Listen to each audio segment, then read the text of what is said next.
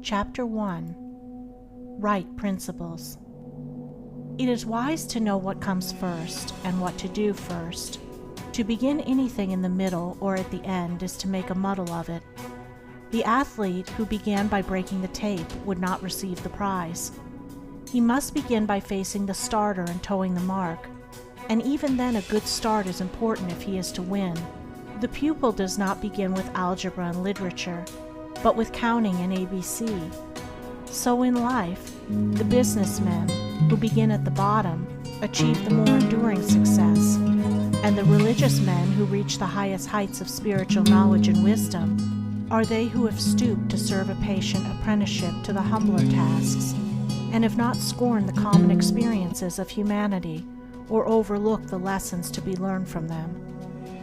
The first things in a sound life, and therefore in a truly happy and successful life, are right principles. Without right principles to begin with, there will be wrong practices to follow with, and a bungled and wretched life to end with. All the infinite variety of calculations which tabulate the commerce and science of the world come out of 10 figures. All the hundreds of thousands of books which constitute the literature of the world and perpetuate its thought and genius are built up from the 26 letters. The greatest astronomer cannot ignore the 10 simple figures. The profoundest man of genius cannot dispense with the 26 simple characters.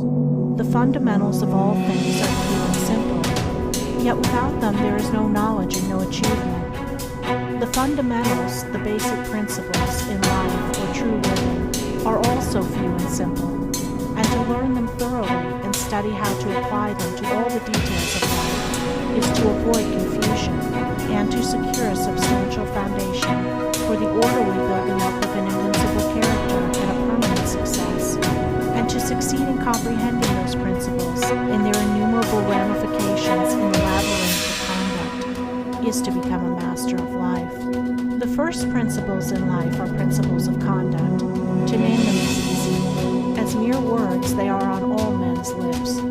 But as fixed sources of action, admitting of no compromise, few have learned them. In this short talk, I will deal with 5 only of these principles.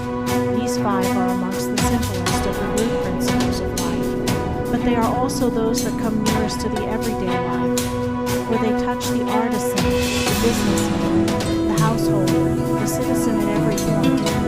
No one of them can be dispensed with but at severe cost, and he who perfects himself in their application will rise superior to many of the troubles and failures of life, and will come into these springs and currents of thought which flow harmoniously toward the regions of enduring success.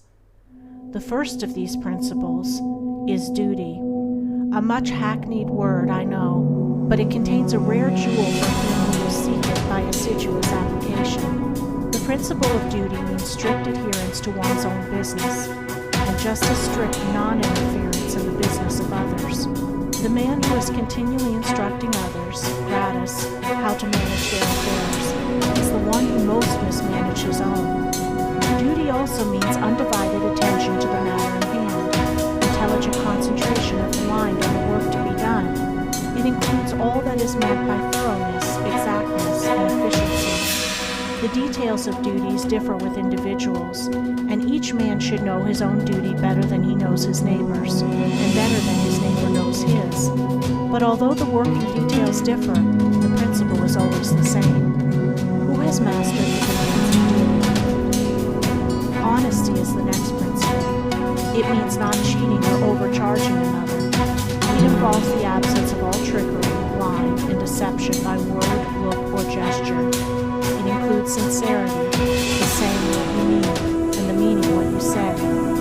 It scorns cringing policy and shining compliment. It builds up good reputations, and good reputations build up good businesses, and bright joy accompanies well-earned success. Who has scaled the heights of honesty?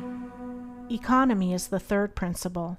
The conservation of one's financial resources is merely the vestibule leading towards the more spacious chambers of true economy. It means, as well, the husbanding of one's physical vitality and mental resources. It demands the conservation of energy by the avoidance of enervating self-indulgences and sensual habits. It holds for its followers strength, endurance, vigilance, and the capacity to achieve. It bestows great power on him who learns it well, who has realized the supreme strength of economy.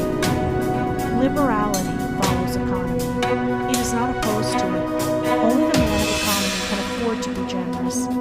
The spendthrift, whether in money, vitality, or mental energy, wasted so much on his own miserable pleasures as to have none left to bestow upon others. The giving of money is the smallest part of liberality. There is the giving of thoughts and deeds and sympathy, the bestowing of goodwill, and being generous towards calumniators and opponents. It is a principle that begets a noble, far-reaching influence. It brings loving friends and staunch comrades, and is the foe of loneliness and despair. Who has measured the breadth of liberality? Self-control is the last of these 5 principles, yet the most important. Its neglect is the cause of vast misery, innumerable failures, and tens of thousands of financial, physical, and mental wrecks. Show me the businessman who loses his temper with a customer over some trivial matter, and I will show you a man who, by that condition of mind, is doomed to failure. If all men practiced even the initial stages of self-control, anger, with its consuming and destroying fire, would be unknown. The lessons of patience, purity, gentleness, kindness, and steadfastness, which are contained in the principle of self-control, are slowly learned by men, yet until they are truly learned, a man's character and success are uncertain and insecure. Where is the man who has perfected himself in self-control? Where he may be, he is a master indeed. The 5 principles are 5 practices, 5 avenues to achievement, and 5 sources of knowledge. It is an old saying and a good rule that practice makes perfect, and he would make his own wisdom, which is inherent in those principles, must not merely have them on his lips, they must be established in his heart. To know them and receive what they alone can bring, he must do them, and give them out in his actions.